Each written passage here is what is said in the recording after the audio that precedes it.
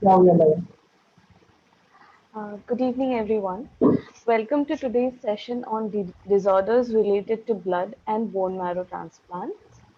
We have with us Dr. Ankit Jitani, consultant hematologist at Apollo CBCC Center Care, Ahmedabad, and Dr. Ekta Jajodia Jitani, a molecular pathologist based in Ahmedabad. Welcome, sir, ma'am. Uh, so my first question goes to sir. Sir, please tell us what are the common blood-related disorders that we find in India? So see, blood mainly have four components. One is red blood cells, which are the main component forming hemoglobin. Second is white blood cells. Third is platelets, and fourth is plasma, in which all these cells float. So if you ask me the most common disorder of blood, it is the disorder of red blood cell, and essentially it is deficiency of essential nutrients, commonly iron and vitamin B12, as well as folic acid. So in India, almost 45 to 50% of the people are deficient in iron. So that is the most common disorder of blood as a whole. Apart from that, red blood cells can have many other defects. Those can be quantitative defect as well as qualitative defect. So Ekta will talk more about the qualitative defect of Right. red blood cells.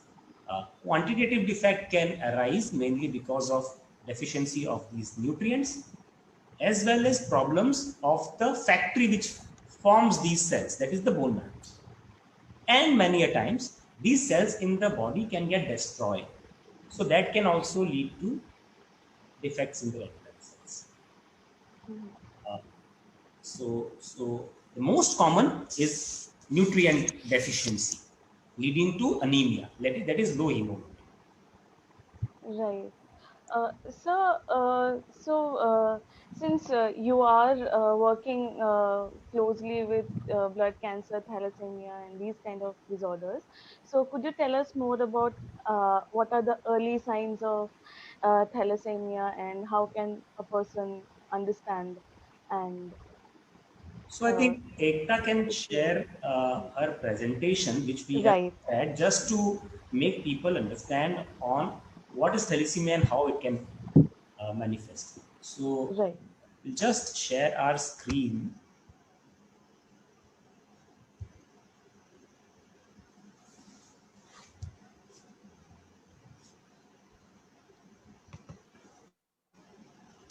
All right. Okay, so before I take into what is thalassemia and how we prevent it, I'll walk you through a small story. And here there is a lady who is pregnant. The couple visits a gynecologist to confirm that the pregnancy is there and for all the routine investigations to be done. The gynecologist does all the routine investigation. Everything was good, all the hemoglobin was good, and everything was normal. They continued the pregnancy, and at term, a baby boy was delivered by a normal vaginal delivery. And the couple was very happy, thinking about the future and with a new addition to the family. They celebrated the first birthday of the baby boy, and everything was still very good. And one fine day, they saw that the baby was feeling very weak, tired, and fatigued. Multiple episodes of this weakness and tiredness went on when the couple actually felt very tensed, and they took the baby to a pediatrician. And the pediatrician noted that the child had pallor. By pallor, we mean that there was some kind of anemia, and when we say anemia means there is decreased in hemoglobin. And with that there was increase in the size of the liver and spleen. So the pediatrician ordered HPLC, or hemoglobin electrophoresis. This is the test which is the first screening test to be done in case of thalassemia. And this is how it looks. A pathologist usually investigates this and gives a diagnosis. And in this case, it was given as beta thalassemia major, which is the topic of discussion today. Right. So the next thing the pediatrician ordered was the HPLC of both the parents to confirm that how it actually is inherited. So both the parents showed beta thalassemia minor, which is not a disease but a kind of hemoglobin disorder which the parents may carry, but the parents are not diseased in this case. This slide is just to show you the fact that all the four legends here are actually thalassemic traits. So with the phenotypic features, with the facial appearances, and by the work they do, you will never recognize them as as any disease could be present in them. But they were all thalassemic traits. So this is to state the fact that thalassemic traits cannot be recognized by any facial features. Certain investigations has to be done to confirm that. Now to make you understand what thalassemia is. So basically this is a red blood cell, and inside the red blood cell is the thing called hemoglobin. This hemoglobin is something which is required to carry oxygen to different parts of the tissue. Now this hemoglobin, it is made up of heme and globin. Now the globin is again made up of alpha and beta chains. So the thalassemia is actually a disease of alpha and beta chains. So if you say that thalassemia is a disease of RBCs, you are right. But if you go deeper, it is a disease of hemoglobin.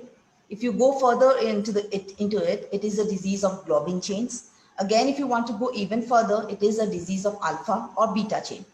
So the more commoner is the beta thalassemia. Alpha thalassemias are quite rare, and in contrast to that, the beta thalassemia is very common in certain parts of the country. And this is what is actually required for routine screening in all the reproductive age groups. So I'll explain you how a beta thalassemia minor or trait is passed on to the offspring. So there are two examples here. If you look at the example on the left, the father is normal, but the mother is having thalassemia trait. By trait, I mean whenever we have two alleles or two chromosomes for every gene. So one gene is affected and the other gene is normal. So that is called thalassemia trait. You won't be diseased in that, but you will be carrying the abnormal gene in your body. So this is the mother who is having one abnormal gene in her body, but the father is completely normal. Now this is how we see that how it is transferred into the offspring. There is 25% chance that the child can be totally normal. It has inherited one gene from the father and one normal gene from the mother, and the child is completely normal. There is one more there can be another possibility where the child has inherited one normal from the father and one abnormal from the mother. In that case, again, the child is going to have one abnormal gene in his or her body. So again, the child can become a carrier. So there is always, in every pregnancy, there will be 25% chance that the child can either be normal or the child can be a trait.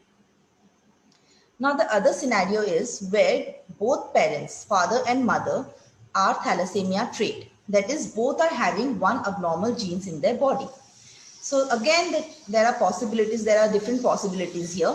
The first possibility will be the child is inheriting both the normal genes from the mother and father. So the child is going to be completely normal. There is another possibility where the child is going to inherit both the abnormal genes from both the parents. And this is the subject of discussion here, where the child is going to be thalassemia major, the diseased child. So in this case, both the genes of beta globin will be abnormal. And this happens in 25% chances in every pregnancy. So every time you become pregnant, there is 25% chance that the child can be completely normal, the child can be a trait, or a child can be totally affected. Right. So how to prevent this? The best possible way to prevent is to screen after marriage or before you plan for a child, before conceiving. And what is the method of screening? As I have already told you, the HPLC or the hemoglobin electrophoresis that we do. It is very painless. It just requires your blood there. That's it. That is two. Ma'am, I have a question here. So if you screen before marriage, or before you want to conceive or something, then if the parent is a trait, how will it show? If Because he or she can be a carrier, it Yes. might not show. So how Yes. you will So understand? by showing, I mean that you cannot, this trait cannot be seen on the facial features or any other problem. The parents will have normal hemoglobin. The parents will lead a very normal life like Amitabh Bachchan, or it can be as normal as anything. So, like they are as good as me and you. So the screening method is by doing HPLC. And this HPLC will show some abnormality where the pathologist will interpret that report as thalassemia trait. So that is how you're going to know that both the parents are thal trait, or one of them is thal trait, or none of them are thal trait. So that is very important. And once the diagnosis is established, suppose both the parents are thal trait. In that case, we need to go for prenatal diagnosis. Now, this is very important to know that when should we do prenatal diagnosis? Both the parents may be normal, then we should never do a prenatal diagnosis. Suppose one of the parents is having thal trait and the other is completely normal. Now, in such cases also, we do not need to do prenatal diagnosis, because prenatal diagnosis itself has some complications, which we should not advise that in such cases, because the child is at most going to be thal trait, not more than that. Prenatal diagnosis has to be done when both the parents are thal trait. So in case of prenatal diagnosis, what we do is we take at around 10 to 12 weeks of pregnancy in the first trimester. The gynecologist usually does that. They will take a tissue from the gestational sac. We call it chorionic villus sample. So from the gestational sac, they are going to take some amount of tissue, and this tissue will be subjected to some molecular diagnostic test. Now, these tissues cannot undergo the HPLC, which I talked earlier. The HPLC can be done only on the blood. But in this case, we do not get the blood sample of the child. We are only getting the tissue from the child. So molecular tests are to be done. So in these cases, molecular pathologists or molecular biologists, usually those people do this kind of test. So now back to a story.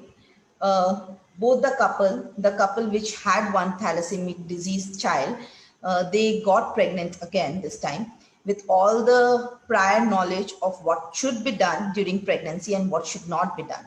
So this time, as soon as they got pregnant, in the 12 weeks of pregnancy, they underwent all the molecular tests from the chorionic villus sample. And molecular test was done. No mutation was detected, and the gynecologist advised them to continue their pregnancy.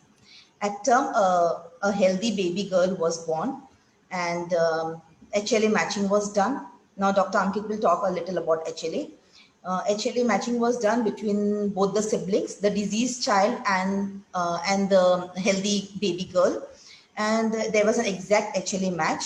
Bone marrow transplantation was done, and there was a very happy ending. The child got recovered because that is the only possible cure that can be given to a thalassemia child. But not always there is a happy ending, because you may not always get a child, another child, a second child who has an exact HLA match. It's not always possible. So we can only say that an ounce of prevention is worth a pound of cure. Now, to summarize this, if you have a thalassemia trait, you do not have the disease. Please remember that you do not have the disease. You just have one abnormal gene in your body. However, there is always a possibility that your children could be thalassemia trait or thalassemia disease, depending upon your spouse's genetic condition.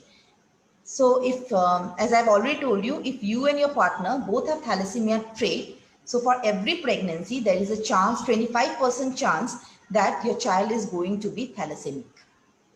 And it is to advise all of you who are watching this, if you have not been tested or unsure of your status, it is best to get tested. It is a very simple, easy, and virtually painless test. Thank you. Thank you so much, ma'am. So Uh, now this is a very ideal case scenario where the child which was born second had a HLA match with the first child. HLA is basically when we transfuse blood, we match the RH and the ABO system, right? A positive, B positive. right. So similarly, when we do a bone marrow transplant, we match something called HLA. HLA stands for human leukocyte antigen. So we usually look for something called a 10 by 10 match. So again, like the genetics of thalassemia which Ekta showed, there is a 25% chance that two siblings can be a HLA 10 by 10 match. For thalassemia, if two siblings are 10 by 10 match, then one of the sibling, if that particular sibling is not having thalassemia, can give his stem cells to the thalassaemic child, and that is the only cure if that bone marrow transplant can be done. If the bone marrow transplant cannot be done, the cure, the treatment of thalassemia is receiving blood transfusion as and when required. And that frequency is sometimes as low as 10 to 15 days. Just imagine a child going for blood transfusion every 10 to 15 days. 10 to 15 days of blood test, pre for blood transfusion, the risks of blood transfusion, as we all know, the infections which can happen with the blood transfusion. And the most problematic thing is with each packet of blood which the child gets, there is around 250 to 300 milligram of iron which goes inside the body. And this iron gets deposited in the heart, in the kidney, in the lungs, in the liver, in the pituitary gland, causing a lot of problems, lots and lots of problems. So the only cure for this is transplant, which is not really cost effective. It can cost as high as 10 to 15 lakh rupees. So the best way to have a happy family is to screen for thalassemia, as Ekta rightly pointed out. It's a very simple test. It takes just 2 ml of blood and probably $500. Government hospitals do it for free even, and it is good to know your status. And if the couple are both traits, then when they plan a pregnancy, they can get the child's sample tested when the child is still in utero. And if there is a probability of a child with disease getting born, it's better to terminate the pregnancy, because with each pregnancy, the risk is 25%. So probably in the next pregnancy, we may have a normal child. So prevention is the best possible way out for control of thalassemia. Now, one more important thing which I want to say is, in Assam, what we told about was beta thalassemia. Hemoglobin defect can be of different types. In Assam, there are two more types which are prevalent. One is hemoglobin E disease, hemoglobin E, and another is sickle cell. So the same scenario can happen for hemoglobin E, and a child with hemoglobin E disease can be born. But hemoglobin E by itself is not as severe as beta thalassemia major. Now, this was all good unless there was no inter-community weddings. But now what is happening is, because E disease was contained within a particular community, beta thal was common in one particular community. Now, if the two communities get together and get married and plan to have a child, the child will have half of E, half of beta. So that is equally bad scenario. So there also the child can be transfusion dependent. So even there is a possibility that we can screen, right? We can screen during pregnancy. So this is a bit of awareness which can really save a lot of hassle to the family and definitely give a better life to the child. So what is the life expectancy of such kids? So if the child can undergo a transplant, he can live a normal life, but transplant also comes with its complications.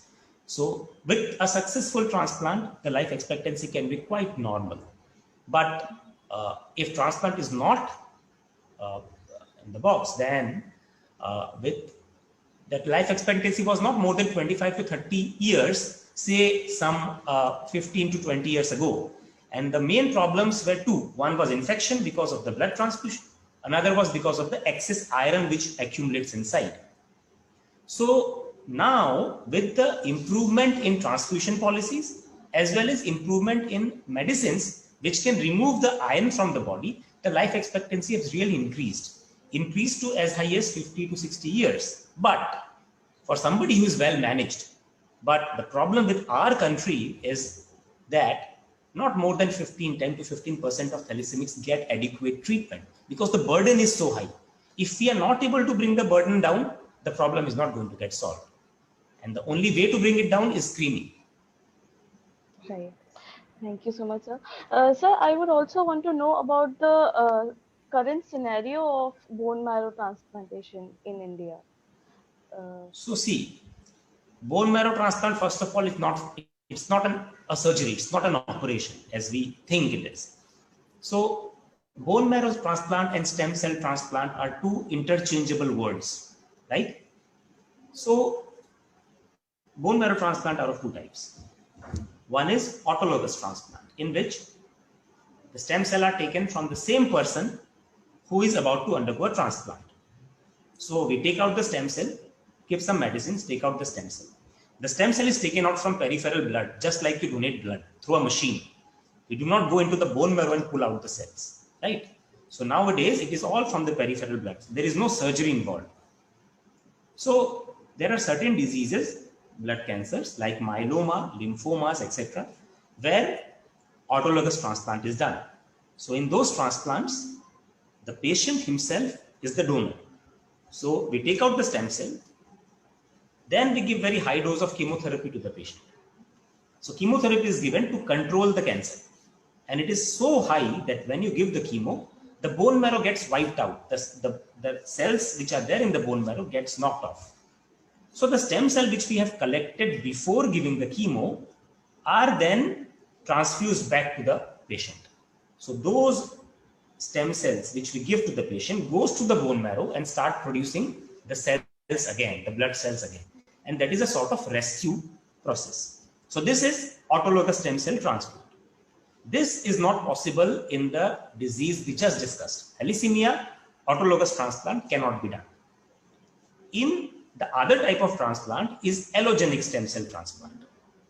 That is, the donor is somebody else, not the patient himself. So the donor can be somebody who is his sibling. So if the donor is brother or sister, we call it a matched sibling donor stem cell transplant. So if the donor is somebody from the community, not sibling, then the transplant is called matched unrelated donor stem cell transplant. Now, how do you identify a donor from the community? You cannot go and check HLA of everybody, right? So there are a few registries in India. One important registry is called DATRI, D-A-T-R-I, DATRI. You can become a registered donor with DATRI. You just log on to datriworld.org. It is an NGO. So you can go there and see how to become a donor. So once you become a donor, your HLA report is stored with them, which is very confidential. So now if I am a patient and I need a donor, so I approach DATRI. DATRI will scan their database and DATRI will give me, if available, all the matched HLA report, the patient's report and the donor's report. They will give the reports. From that, if we find a match, we can select a match. And in that case, they will collect the stem cell and send it to the doctor who is about to do the transplant. So this type of transplant is called matched unrelated donor transplant, right? Third type of transplant is something which is half match. So, everybody inherits half of the HLA from mother, half from father. So if there is no donor available, the half matched parents or half matched brothers and sisters can also be a source of stem cell donor, right?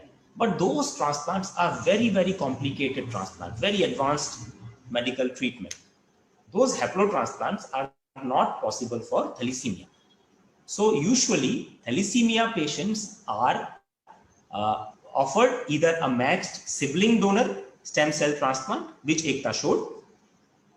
Nowadays, matched unrelated donor stem cell transplant for thalassemia have also become safe, and that is also offered at good centers. Now, haplotransplant is usually offered for very advanced blood cancers because it also comes with its own complications. So for blood cancer, all these three, matched sibling, matched unrelated, and haplo, all these three can be done. But haplo is only offered for these blood cancers. So this is in brief about bone marrow transplant. And it is not a surgery. Right. Thank you so much, sir. I would like to ask ma'am about other disorders like hemophilia and sickle cell anemia. Okay. So sickle cell anemia will be like a continuation of thalassemia itself. Just I told you there are two types of globin genes, alpha and beta. Sickle cell is a type of beta thalassemia. So beta globin genes, if I make you understand DNA and the genes, so genes are within the DNA, and within the genes there can be various mutation, or when we say mutation means change. Change from normal, something which is not normal is the mutation. So sickle is again a mutation in the beta globin gene. There can be again heterozygous. Just I told you, it can be trait, it can be diseased. If you have one sickle gene in your body, you will be minor, sickle minor or sickle trait. You won't be diseased again. It will be just you are carrying this abnormal gene, and it can only be transferred to your child. Nothing more than that. You are not going to be a diseased person. But sickle cell anemia or sickle cell disease is a disease when you have both the abnormal genes in your body. So again, this is as severe as beta thalassemia. In India, if you see now again sickle cell anemia of various types. In India, the sickle cell anemia is not as bad as the beta thalassemia, but it is still some patients may require regular transfusions, and in the end they may also require bone marrow transplantation. But in countries like Africa, sickle cell disease is much bigger problem than beta thalassemia nature. There the sickle cell anemia is a very dangerous kind of, where the hemoglobin goes very low, and their definite treatment would be bone marrow transplantation, and all the patients there require the blood transfusion. Now talking of, you want to add something? So we actually, patients from Africa come to us for bone marrow transplant. It is such a, sickle cell is a different disease altogether. So it takes a whole 1 hour to discuss that. And this is too short a time. Now in our region in Assam, sickle cell is seen mainly in the tea garden community. The problem is in sickle cell, the blood flowing inside the blood vessel stops, sort of it stops, or the flow slows down. That causes a lot of problem because oxygen delivery to the cell decreases. So there are a lot of bone pains, a lot of complications with organ function. So there are certain medicines and blood transfusion which helps, and definite treatment is transplant. But our disease is not as severe as Ekta pointed out in Africa. Africans, it is a nightmare. It is a very dangerous disease to treat, and the only possible way out is transplant. And kids come to us for bone marrow transplant from Africa because India is really coming up in that regard. One more thing which actually I would like to talk about. You asked me, the first question is, what is the most common blood disease and how does it manifest? You know, and I told you the most common disease is low hemoglobin. So how does it manifest? What does blood do? Blood carries oxygen to different parts of the body, right? Red blood. So when you don't get oxygen, what will happen? You will feel weak, right? You won't be able to do much work. Your routine household work will get compromised. If you climb stairs, you will feel fatigued. To make up for the low hemoglobin, your heart will start beating faster. So you can feel your heartbeat, that is called palpitation. So you will feel that something is wrong with my heart. Your lungs will start working more because lungs will try to push in more oxygen to the blood. So your breathing will increase. It will become faster. You will think there is some problem with the lungs. You will go see a cardiologist. You will go see a pulmonologist. But the problem is not in the heart or in the lung. The problem is in the blood, right? Your hemoglobin is low. So you go to a local practitioner, many a times they check your hemoglobin.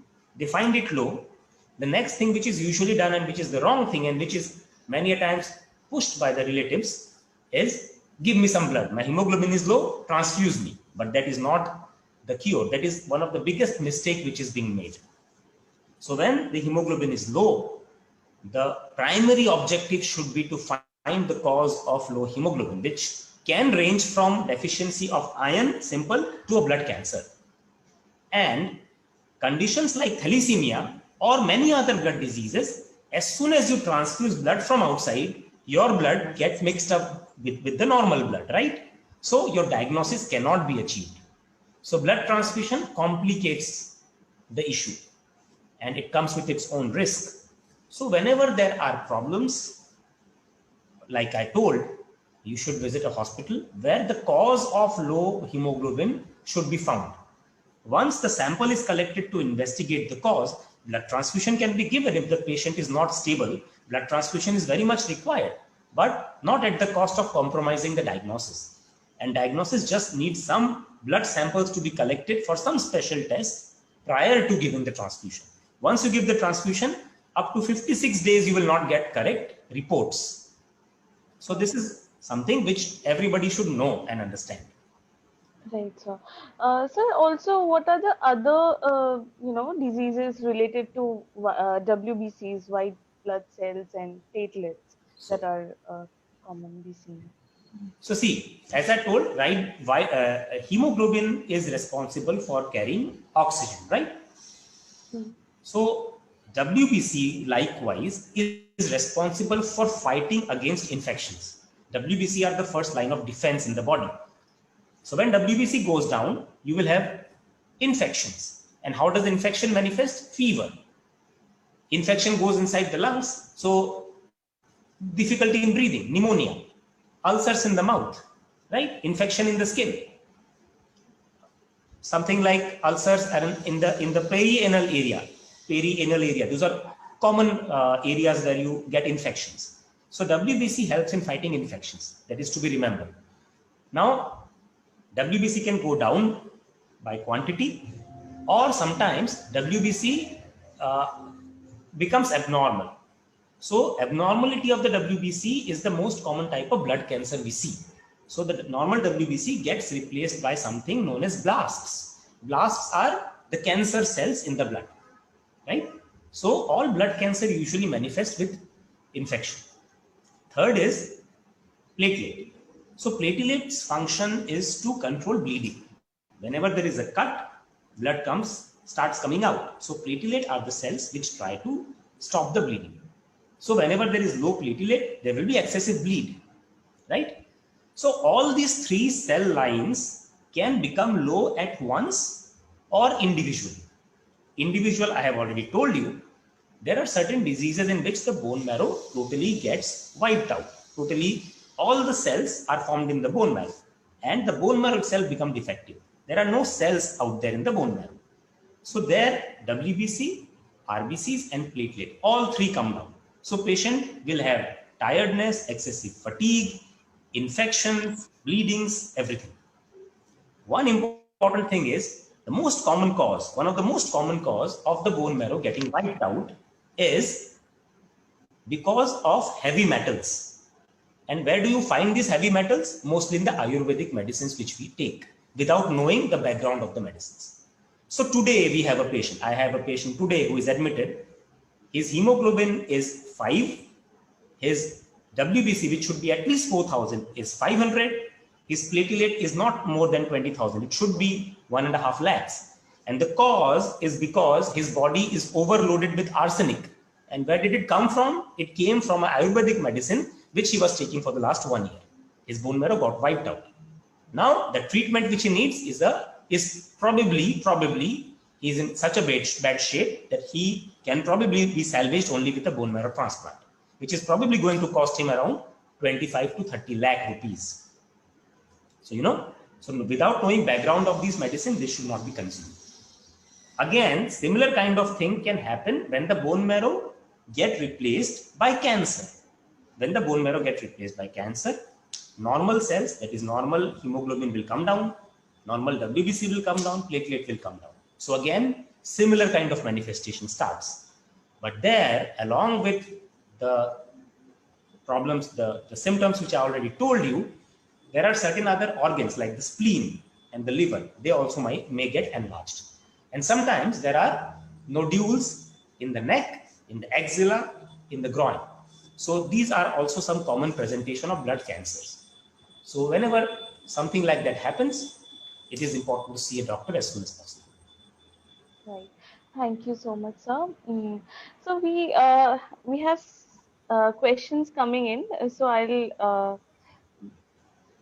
ask you. So is there any relation between? Okay. So let me put it this way. So these kind of people who have blood-related disorders, are they more likely to succumb to COVID-19?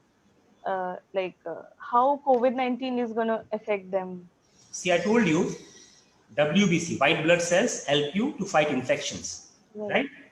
So in people where WBC are not functioning normally, or where the number of WBCs are low, they're definitely more prone to COVID. COVID will be more severe there. They can get easily infected with COVID. So definitely they are more susceptible. And we see quite a few patients, it is very difficult to treat them and salvage them many times. Right. So the next question is the patient required to undergo regular diagnosis after treatment or transplantation? Which disease is being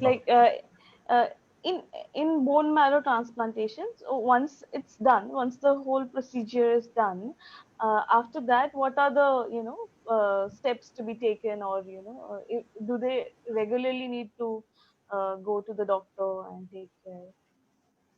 So see, bone marrow, as I told you, there are two types: autologous, allogenic. So autologous transplant, the patient himself or herself gets his own cell or her own cell. So that is not a major problem, because once the cell goes sit in the marrow and start producing, not much can happen. There is risk of infections thereafter as well, but still it is not as complicated a procedure like allogenic transplant, where you get somebody else's cell.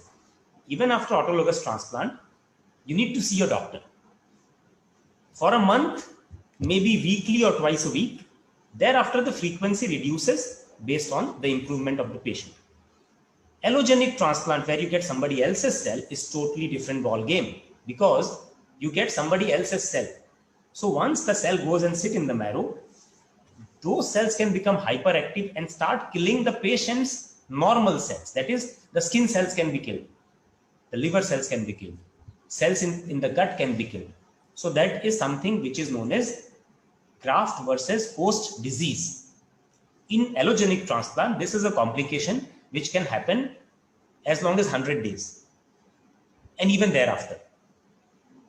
Second is, in allogenic transplant, there are lots of viruses in our body. Everybody, all the attendees here harbor many viruses inside, but our body is capable enough to fight them and keep them in check. But after transplant, those viruses get chance to surface because your body immune system is knocked out. So regular tests are required to look for those viruses as well, because if the viruses start showing up, they need to be targeted immediately. Otherwise, they will go and damage some important organs in the body, and then it becomes very difficult to save the patient.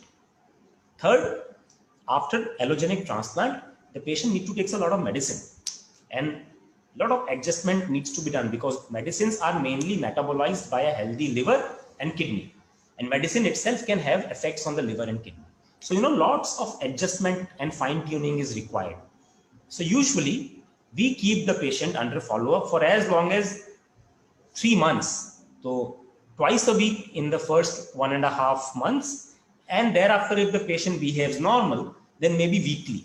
But the patient has to be close by for at least around 100 days. So after that, if the transplant is successful and no major complication has happened, then the frequency of blood tests come down, maybe once a month or so. But close monitoring is very, very essential. Right. So, ma'am, we have another question from Pranjal Sharma. He says, may I know diet for youngsters for a safer future so that they don't face blood-related issues? So see, diet is just one aspect of correcting blood diseases. If you are deficient in some essential nutrients, you can eat them and your blood cells can start forming. But not always blood disorder are because of bad diet. There are many genetic problems, as I told you, heavy metals, and many such things which can actually knock out your bone marrow, where diet won't help. Now, as for diet, it red cells need iron, vitamin B12, and folic acid. So folic acid is there in green leafy vegetables. Vitamin B12 is usually found in animal source, so milk and all uh, meats and non-vegetarian food are a good source of vitamin B12. Iron is there in a lot of things, from veg to non-veg. There are many good sources of iron. So raw banana, spinach, and all sorts of non-vegetarian things. Good is a good source of iron. So all these things are good source of iron. So these, What is the source of iron for people who are on a vegan diet? I mean, it's just so look, all the vegetables have certain amount of iron, but like I told you, raw banana is a very good source of iron, and spinach is a good. again, people who don't take dairy products for them. Yeah. So usually whatever we eat have some amount of iron in there.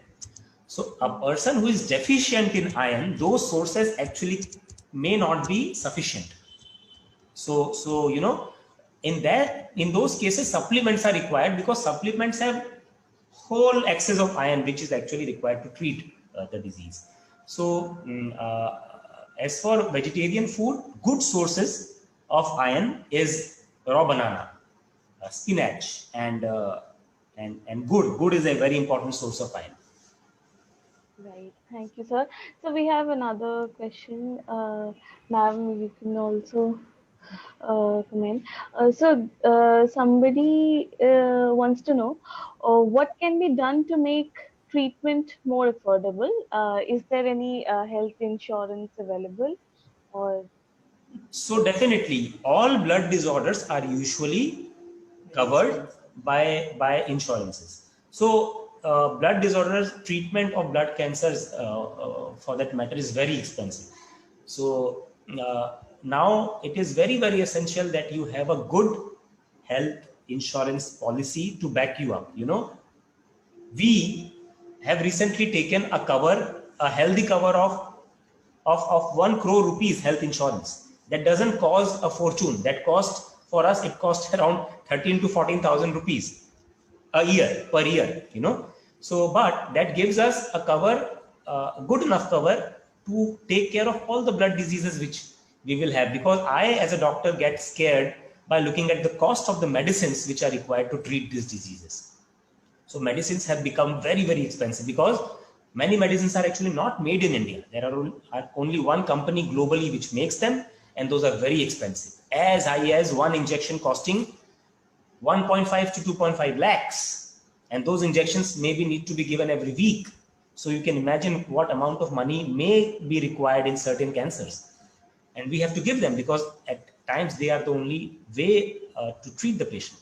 So health insurance a must, and all the blood disorders, including bone marrow transplants, are actually covered by those health insurance policies. So it is very important to go through the policy in detail before you take them. There can be a lot of catches in the healthcare policies many a times. ma'am, there is another question.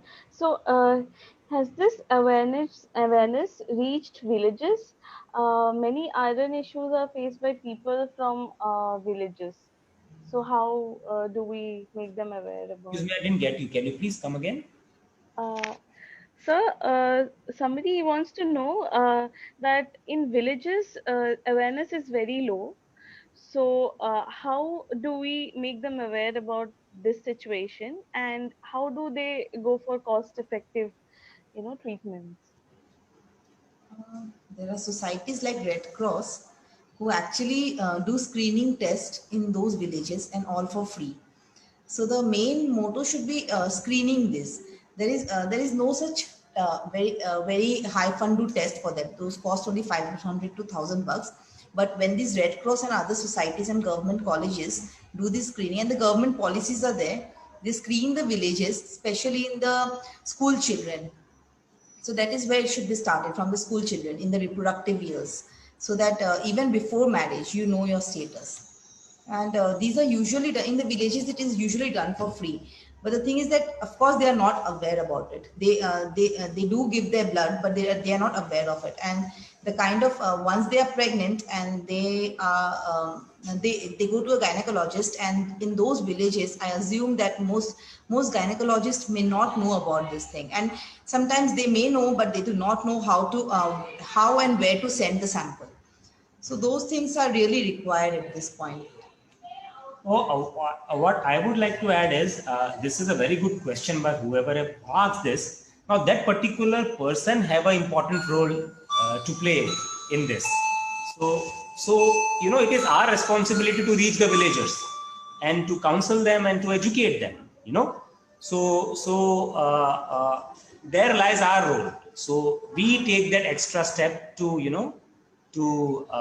educate them about the blood disorders, and simple blood tests like a complete blood count, a simple complete blood count.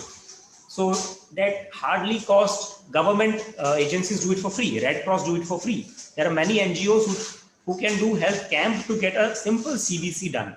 CBC gives us a lot of information, not everything, but lot of things can be gauged into by looking at the CBC report and by looking at the blood cells under the microscope. So in terms of cost, they cost even less than 50 rupees, but they can give a whole lot of information. And the whole village, majority of the villagers can become healthy by getting that simple test done and getting the treatment required on the basis of that one simple test. So that is something which can be done. Yeah. And NGOs can really play an important role there. Thank you, sir. So my next question is, sir, there are several lifestyle diseases that we can see, like diabetes, thyroid abnormalities, and other diseases. So, do they have any relation with blood disorders? For example, if somebody has diabetes, and that person gets blood cancer or something of that sort, is that person, you know, more prone to succumb to that cancer or Yes, so something? there are two aspects. First, diabetes itself and other metabolic syndromes, as we call diabetes, hypertension, all these problems itself can give rise to blood disorders. Like a diabetic patient in the long run can have a bad kidney. Kidney is the place that produces the hormones which are required for blood formation. That goes down, so your hemoglobin comes down, right? Similar is the story with high BP, hypertension. So everything is interconnected, you see. And second thing is, as you told, blood cancers. Again, a patient with diabetes gets a blood cancer. Diabetes is a disease where diabetes is not a very simple disease to treat. Diabetes makes the person very susceptible to infections. Blood cancer itself makes the person very susceptible to infection. So the a diabetic getting blood cancer are one of the most challenging patients to manage, because they have two very dreadful reasons of getting infected, and their body is not at all supporting the fight against the infection. So both the diseases, and there are many other problems which can co-occur, have to be managed in very close collaboration and closed tandem to have a better outcome for the patient. Right. Sir, there is another question from Mr. Subir Kejriwal. He says, are there any blood tests that should be done every year as preventive measures? Or and he also wants to know, he has deficiency of vitamin B12 and he takes injections. So, what more should he do to avoid this situation? So first thing is what tests we need to do every year or so. Yes. So first thing is every year you should actually see a doctor who clinically examines you. Examines for 2 questions we can take and then wrap it up. Yeah, definitely.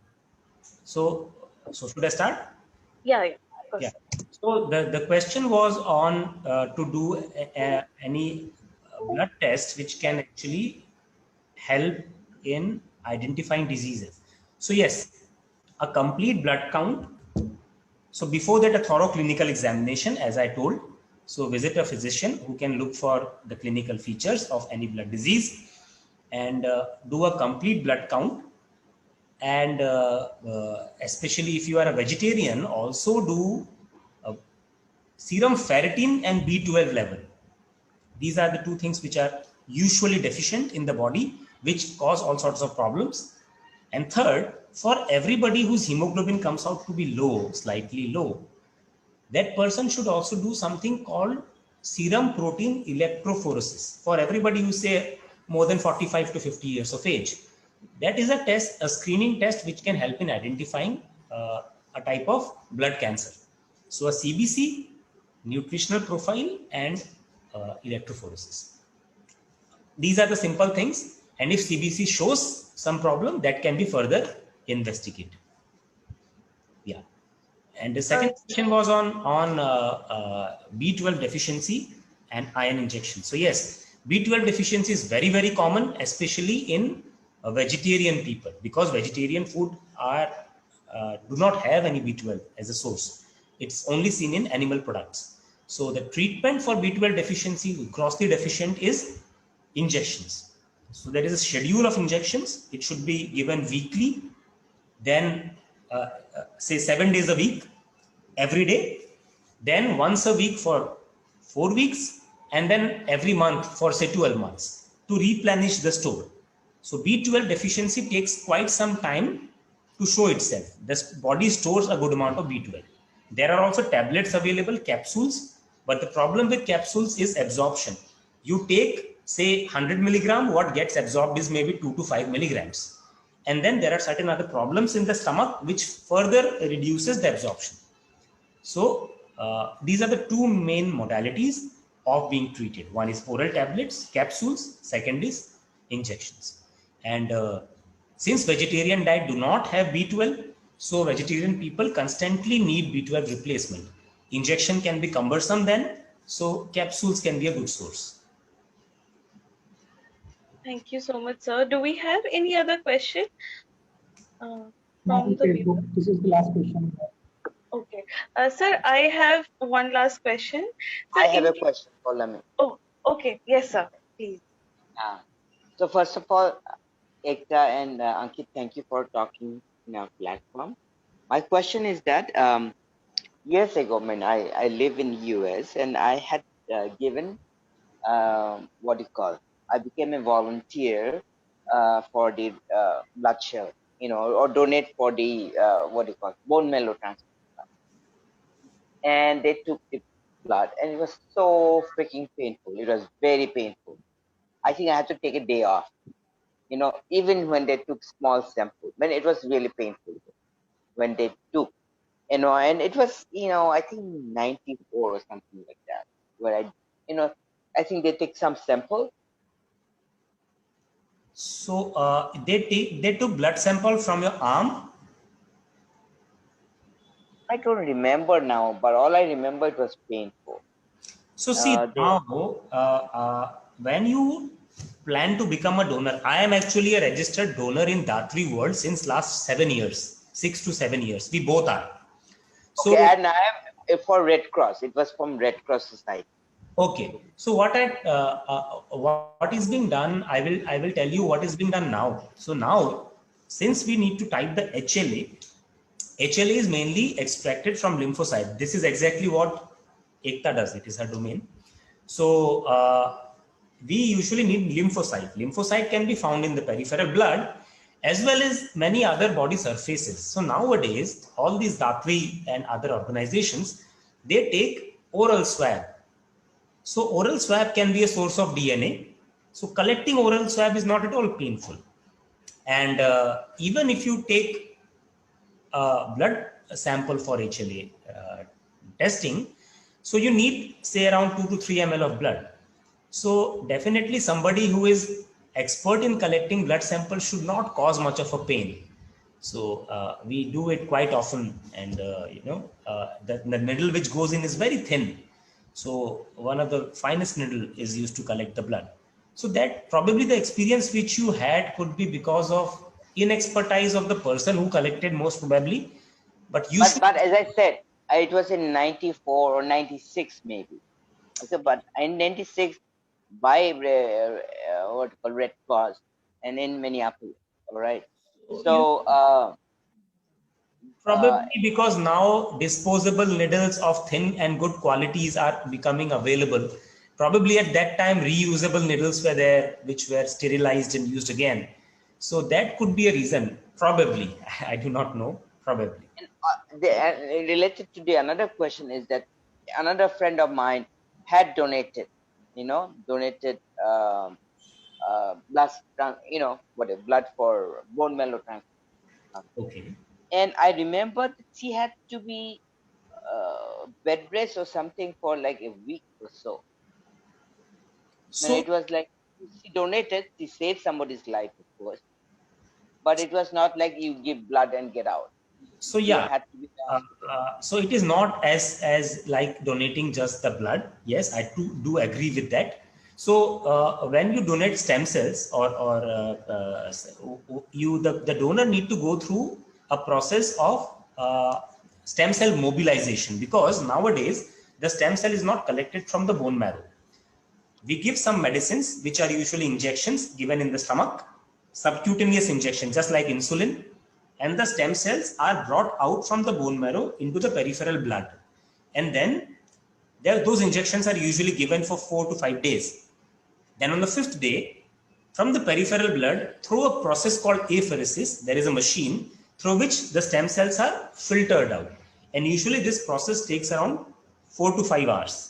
So the two problems which commonly happens in this process is, one, because of the injection, your bone marrow is made to proliferate more than it does. So that causes some amount of pain in a few patients. We do it quite often, and those aches and pains are manageable with simple drugs like paracetamol. Number one.